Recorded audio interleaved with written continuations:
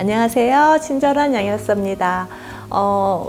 오늘 이 시간에는 가임기 여성이라면 누구나 한 번쯤은 겪어봤을 나는 생리통이 뭐 조금 있어. 아니 난 거의 없어. 나는 약 안 먹으면 안 돼. 뭐 가슴에 압통이 있어. 기분이 안 좋아. 여러 가지 생리 주기를 둘러싼 증상들이잖아요. 그런데 보통 여성분들은 누구나 그럴 거라고 생각해요. 누구나 생리통이 있고 누구나 좀 기분이 우울하고 뭐 식탐이 생기고 그럴 거라고 생각하시지만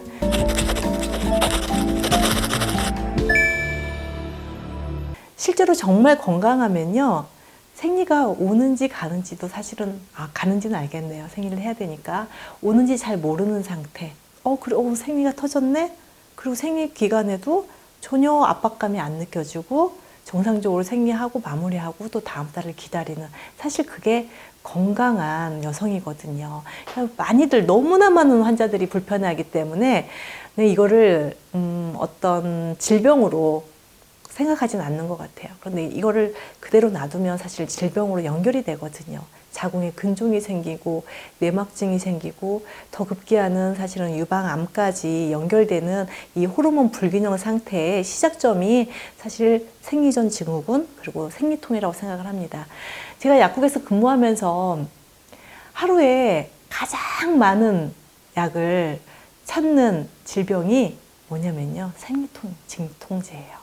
정말 하루에도 뭐 오늘은 몇 명 이게 아니고요. 그냥 생리통 약은 하루도 못 빠지지 않고 정말 다빈도로 판매가 되는 게 생리통 약입니다. 그냥 저 여기서 이렇게 문 열고 딱 들어오시기만 해도 생리통 약 사러 오셨나 보다, 그런 느낌이 이제는 무슨 점쟁이가 된 것처럼 얼굴 표정, 나이 뭐 여러 가지 봤을 때 생리통 환자분들 정말 많이 만났는데요. 어떤 학생이 대학생인 것 같아요. 왔어요. 뭐 다른 약을 사러 온 것 같은데 저한테 살짝 귀에다 약사님 저 예전에 생리통 치료해 주셨잖아요 이러시는 거예요. 그래서 저는 근데 누군지 몰랐어요. 자기가 초등학교 때 6학년 때인가 아주 어렸을 때 엄마랑 같이 와서 상담했었거든요. 그런데 그랬어요. 그래서 저는 이제 기억을 못했어요, 사실. 그랬는데 그래서 지금은 어때요? 그래서 약사님 그때 치료하고요 지금까지 괜찮아요 그러더라고요. 너무 반가워가지고 오늘은 생리통에 관한 영상을 한번 준비해봐야겠다 이런 생각으로 준비했습니다. 생리통은 사실 제가 여성질환 편에서 굉장히 많이 말씀을 드렸는데 프로게스테론과 에스트로겐, 우리가 잘 알고 있는 이 두 호르몬 간의 불균형이에요. 에스트로겐이 너무 많고 프로게스테론이 너무 적고. 에스트로겐이 많은 이유 제가 많이 설명드렸죠. 먹거리가 풍부해지고 탄수화물, 고기 섭취가 늘어나면서 또 거기에 우리 몸에 지방이 축적이 되는데 환경 호르몬은 지방을 너무 좋아해요. 환경 호르몬이 들어오면 지방에 집을 짓고 살거든요. 그러니까 몸이 조금 더 비대해지거나 비만이 되면 환경 호르몬 이 독소를 품을 수 있는 공간이 넓어지는 거예요.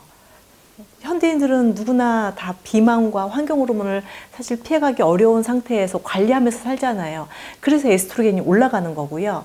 프로게스테론은 너무나 스트레스가 많은 지금 세상에 살고 있잖아요. 뭐 정말 한 3살, 4살만 돼도 막 조기교육도 시작해가지고 아이들은 뭔가를 배워야 되는, 뭐 5살만 되면 한글을 읽어야 되고, 아이들부터 정말 꼬맹이부터 스트레스를 받아서 저처럼 나이 이제 50대 됐는데 50대, 60대 또 노인 빈곤까지 생각하면 평생을 스트레스 속에 사는 것 같아요. 뭐 예전부터 스트레스는 없었던 시대는 없었겠지만 요즘 현대에 들어와서 더 많은 스트레스 속에 살고 있는 것 같거든요. 그러다 보면 프로게스테론은 스트레스를 많이 받는 분들은 떨어지게 돼 있어요. 왜냐면 스트레스 호르몬을 분비시키기 위해서 프로게스테론 분비가 줄어듭니다. 그러다 보니까 이게 양극단에 이렇게 불균형이 진행되는 걸 어떻게 하면 이렇게 잘 줄일 것이냐, 균형을 맞춰갈 것이냐가 생리통 치료의 기본이거든요. 그래서 우선 생리통이 있으신 분이라면 먼저 영양소를 말씀드리기 전에 탄수화물 섭취, 당분 섭취를 줄인다. 우선 일단 음료수부터 끊는다. 여기서부터 음료수, 아이스크림, 주식이 아닌 그런 후식으로 디저트라도 먼저 끊는다를 먼저 시작을 해주시고, 스트레스를 관리한다는 건 상당히 어렵습니다. 사실 그거는 내 의지대로만 되는 게 아니기 때문에 요거는 조금 어떻게 할 수 없더라도 우선 당분, 탄수화물 좀 줄인다라고 먼저 시작을 해주시고요.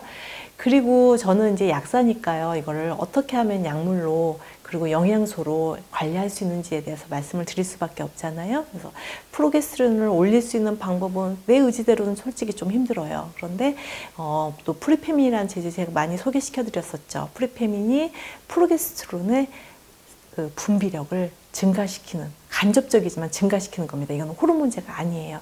이렇게 좀 업시켜 주시고, 또 생활에서 노력하시면서 이걸 다운시켜 줄 수, 이 독소를 다운시켜 줄 수 있는 대표적인 영양소가 오메가3예요.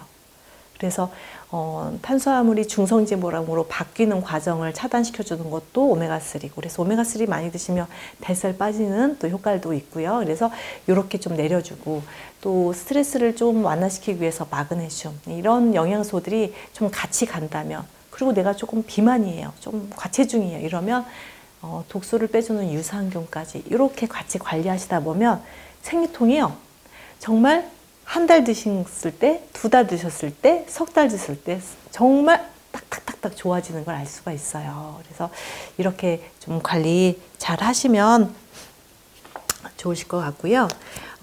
최근에도 어떤 엄마하고 그 학생하고 온 거예요. 학생은 아니고 한 20대 초반 정도 됐는데, 우리 딸 먹을 비타민제 하나 추천해 주세요, 이러는 거예요. 그래서 제가 비타민제를 딱 드릴 수는 있지만 저는 궁금한 거예요. 비타민제를 왜 먹으려고 하지? 그런데 비타민제 누구나 먹을 수 있죠. 저는 꼭 질문을 드립니다. 혹시 어디 몸에 불편하신 점이 있는지, 생리통이 있는지, 그거는 꼭 물어보는 거거든요. 그래서 그렇게 여쭤봤더니 생리통이 어마어마하게 심하고 또 PMS도 많이 있다고 얘기를 하시는 거예요. 그렇다면 비타민제는 물론 드시면 너무나 좋겠지만 가장 중요한 건 여성 호르몬 불균형을 맞춰주면 생활에 활력이 생길 거예요. 그럼 피곤하지 않을 거예요. 그럼 면역과도 관련이 있어요. 이런 말씀을 드렸더니 그러냐고. 그냥 약국 가면 비타민제 주세요 그러면 비타민제 주셔서 좋은 거 있으면 그냥 먹고 이랬었는데, 이렇게 질문을 한번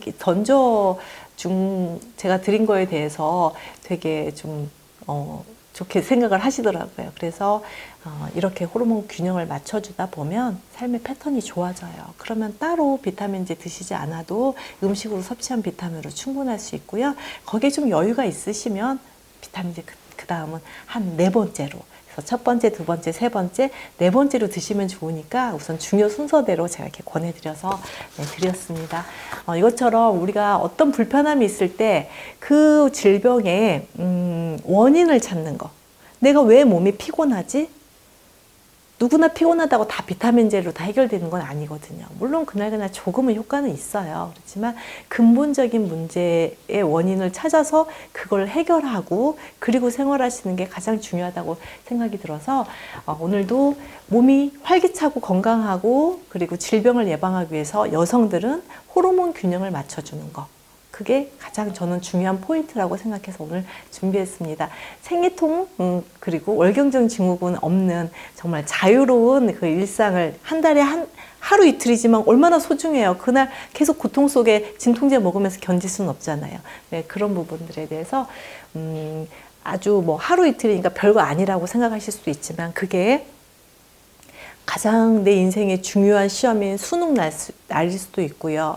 어떤 대회에 참견한 날 수도 있고 정말 그 중요한 시기에 그 통증 때문에 어떤 중요한 일을 그르칠 수도 있고 그리고 하루 이틀이 한 달에 매월 돌아오는 하루 이틀이 소중하잖아요. 통증으로 참을 필요가 없거든요. 그리고 그게 결국은 또 다른 질병으로 연결된다는 사실 우리가 그거를 잊지 말아야 될 것 같습니다.